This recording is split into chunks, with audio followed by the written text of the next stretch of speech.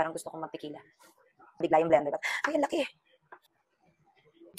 Hey babes, this is Juana and welcome to another vlog. So for today, gagawa tayo ng ginger shot. And ito yung iti-take natin for 7 days or 1 week. So, tara!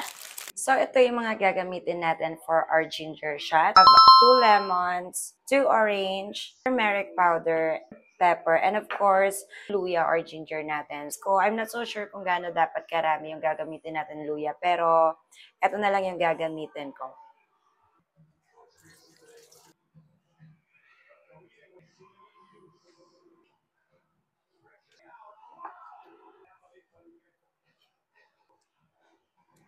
Parang gusto kong mag-tequila.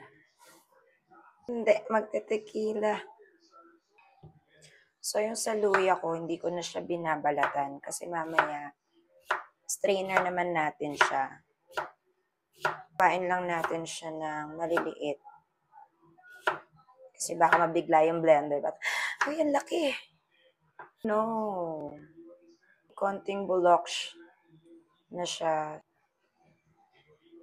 Hiwain lang natin yung may bulok kasi sayang naman kung itatapon natin lahat. Pwede pa yan.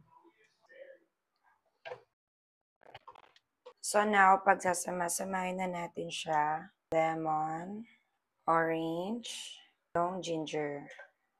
And lalagyan natin siya ng pepper. Tansyahan na lang to. Turmeric powder. And saka natin siya i-blend. No, lalagyan natin siya ng tubig. Nilagyan ko na ng tubig, pero kalahati lang.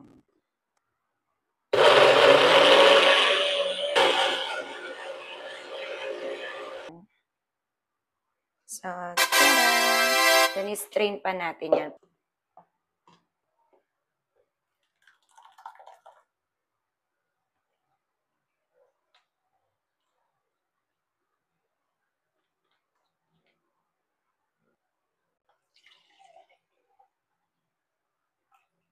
So, here's the result ng ating ginger shot. Kaya guys, itry nyo na rin to. Thank you guys. Bye!